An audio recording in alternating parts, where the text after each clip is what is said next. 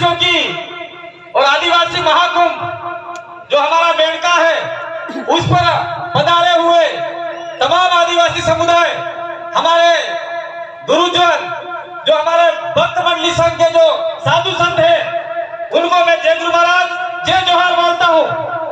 दूसरा, पूरे इलाके से मध्य प्रदेश, गुजरात, राजस्थान और महाराष्ट्र अर्थात पूरे भील प्रदेश से जो आदिवासी यहाँ पे उमड़ के आया है, उनको भी हम लोग जय आदिवासी बोलते हैं।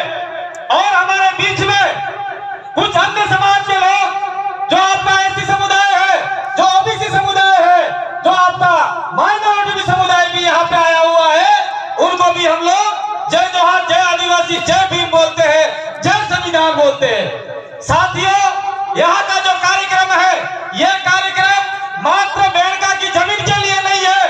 थोड़ा सा आपको मैं ध्यान आकर्षित करना चाहूंगा। जो आपको पर्चा दिया गया था, उस पर्चे के अंदर 2-4 मुद्दे थे और हम लोग प्राय देखते आते हैं। 5वीं अनुसूची के अंतर्गत पैसा एक्ट का प्रावधान रखा है और उस पैसा एक्ट में हमारी रूढ़िगत ग्राम सभा का भी प्रावधान रखा है। जब हमारे गांव में पहले हमारे जो न्याय करते थे, कादिरे करते थे, तब पुलिस वाले हमारे गांव में नहीं आया करते थे, गांव का कमेटी न्याय करता था। आज वो परंपरा कहीं न कहीं पुलिस प्रशासन ने, राज्य सरकार ने और केंद्र सरकार ने खत्म कर दिया है।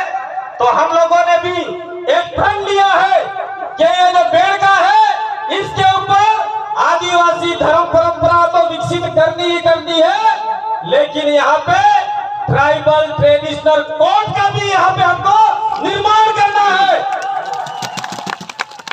होकर वो है डूंगरपुर, बांसवाड़ा, प्रतापगढ़, उदयपुर, मध्य प्रदेश का आपका रतलाम, झाबुआ, अलीराजपुर, आपका गुजरात का दाहोद, पंचमहल, अलवरी और इसका आसपास का इलाका, जहाँ पे हर रोज छोटे-छोटे कादिरे होते हैं। अगर वहां से आपको निपटारा नहीं मिलता है, तो हम लोगों ने इसी जमीन पे आदिवासी हाई कोर्ट बनाने का फैसला लिया है। आदिवासी हाई कोर्ट मध्य प्रदेश के साथियों को भोपाल और जबलपुर नहीं जाना पड़ेगा, बेड़का में आना पड़ेगा। ये आप लोग चाहते नहीं चाहते, बेड़ेश्वर वाले, आपके मध्य प्रदेश के साथी, गुजरात के साथियों को गांधीनगर नहीं जाना पड़ेगा, अहमदाबाद जाना पड़ेगा, बेड़का में आना होगा। और हमारे महाराष्ट्र के साथी हैं, उनको बॉम्बे नहीं जाना पड़ेगा। और राजस्थान के जो साथी हैं, जोधपुर और हम जयपुर, पैर गज-गज के थक गए हैं, लेकिन हमारे दिलों के ऊपर, हमारे आदिवासियों के ऊपर हिंदू विवाह अधिनियम के तहत तलाक नहीं मिलता। फिर भी आज पढ़े लिखे लोग वकीलों के चक्कर काट रहे हैं। अगर हमारे पालवी कमेटी और यहाँ पे आदिवासी हाई कोर्ट बन जाएगा, आदिवासी सुप्रीम कोर्ट बन जाएगा, तो दिल्ली वाली कोर्ट भी आपका कुछ नहीं बिगाड़ सकती, भोपाल वाली कोर्ट भी आपका कुछ नहीं बिगाड़ सकती। आपको न्याय यहाँ मिल सकता है। ये भी आदिवासी परिवार ने सोचा है। तो क्या गलत सोचा है? तो क्या आप लोग सारे यहाँ आदिवासी हाई कोर्ट बनाने के लिए तैयार हो नहीं हो? हाथ खड़े करके बताओ। पत्रकार कोई आया हो, तेरा हाथ खड़े है, वो खींच के फोन कर दे देना अखबार में। और पुलिस वाले भाई भी, आपकी जाति यहाँ पे नहीं चलेगी। Indian penal code, IPC, CrPC, आपका जो हमारा 1860 है, वो सीधे तरीके से आदिवासियों पे लागू नहीं होता। राम प्रसाद जी ने भी विधानसभा में मुद्दा उठाया है, राजकुमार जी ने भी उठाया है, वहां से लिख के आ गया है, नहीं वहां तो आदिवासियों का कानून चलता है। तो कहां चल रहा है आदिवासियों का कानून? आदिवासी पूछना चाहता है, किसको पूछना चाहता है? बांसवाड़ा के कलेक्टर को पूछना चाहता है, डूंगरपुर के कलेक्टर को पूछना चाहता है, प्रतापगढ़ के कलेक्टर को पूछना चाहता है, और उदयपुर सिरोही के कलेक्टर को पूछना चाहता है। भाई मुझे 10 मिनट दिए, आप लोग खड़े मत होइए, 10 मिनट दिए, मैं बीच में भूल जाता हूं। तो हम लोग पूछना चाहते हैं उन लोगों से कि जबरन हमारे आदिवासियों को काहे में फंसाया जा रहा है। और ये जो आपका यहाँ जनसैलाब आया है, मैं उन जनसैलाब को निवेदन करना चाहता हूँ।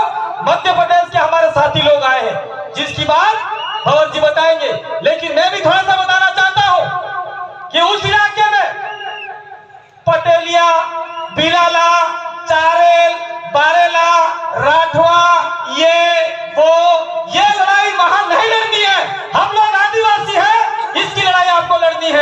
आप लोग छोड़ दीजिएगा, आज से छोड़ दीजिए, आपको छोड़ देना होगा। हमें पूरे देश के आदिवासियों को एक करना है।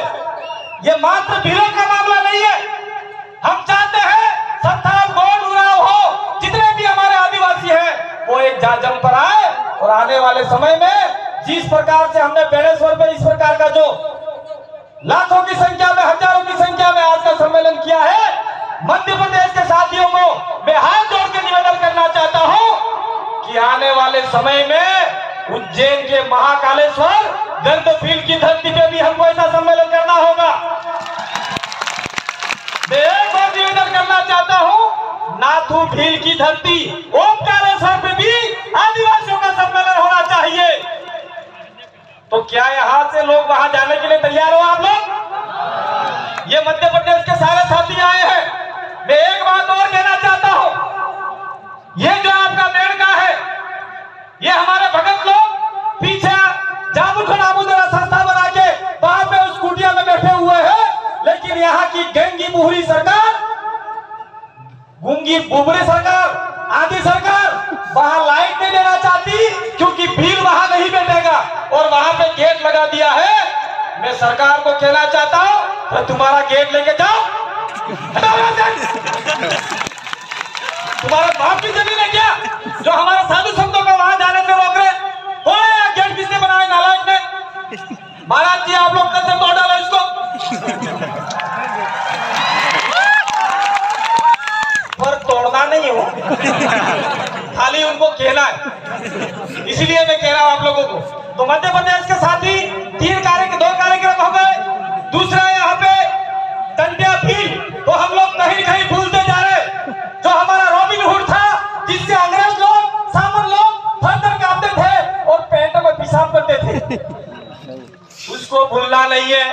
इसलिए खंडवा खरगोन के अंदर कोटड़ा गांव है, जहां पे टंटिया भील का जन्मस्थली है। हम लोग चाहते हैं कि वहां पे आदिवासियों को सबसे बड़ा आस्था स्थल बने। हमारे टंटिया भील की मूर्ति वहां स्थापित होनी चाहिए। चाहे आपको 1 रुपया देना पड़े, 2 रुपया देना पड़े, वहां पे भी करना है। तो खंडवा के साथी आए हैं, उनको मैं निवेदन करना चाहता हूं कि आप लोग वहां का कार्यक्रम तय करें। तो जितने भी साथी है, 3 कार्यक्रम आपके हो गए और ये बेड़ेश्वर का कार्यक्रम परमानेंट चलता रहेगा। दूसरी बात, मैं मेरा समय ज्यादा किसी का नहीं लेना चाहता हूं। मैं इतना कहना चाह रहा हूं कि मैं जैसे मंच पे चल रहा था, मुझे एक चिट्ठी पकड़ाई है हमारे कार्यकर्ताओं ने, कर्मचारियों ने, जिस बात को हम लोग भूल रहे हैं। कहा भाई भगत जी महाराज सुनो, कहा भाई भगत जी महाराज, हमको क्या वेद शास्त्र फास्त्र हमको आते हैं क्या? क्या लिखा है संस्कृत में, क्या लिखा है, हमको कोई लेना देना नहीं।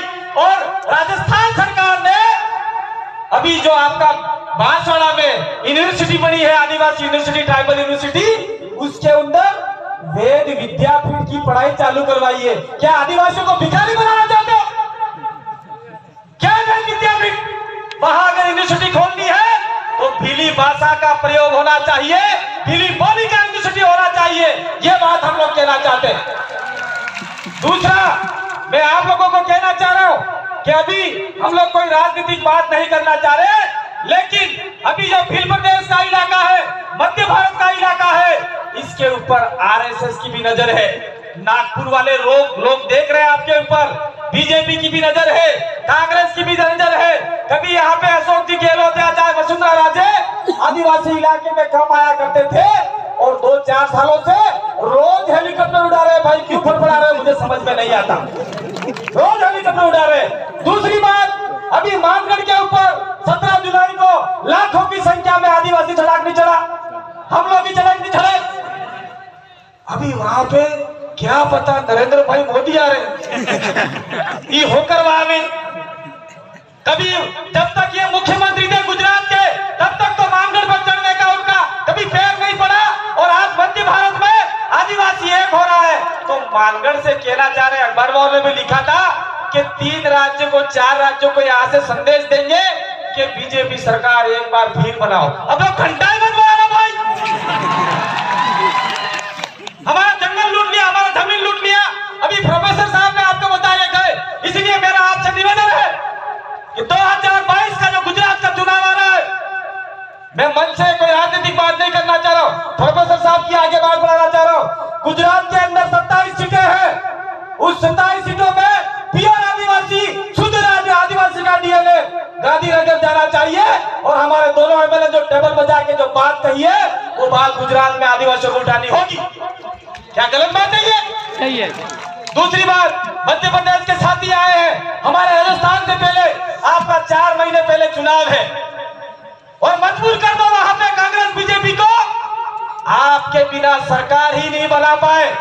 ये आप लोगों को सोचना होगा, और हमसे जितनी मदद हो सकेगी वक्ता के तौर पे, तान और मन से, धन तो हमारे पास नहीं है, आपके साथ में कंधे से कंधा मिला के लड़ाई लड़ने के लिए हम लोग आपके साथ में तैयार हैं।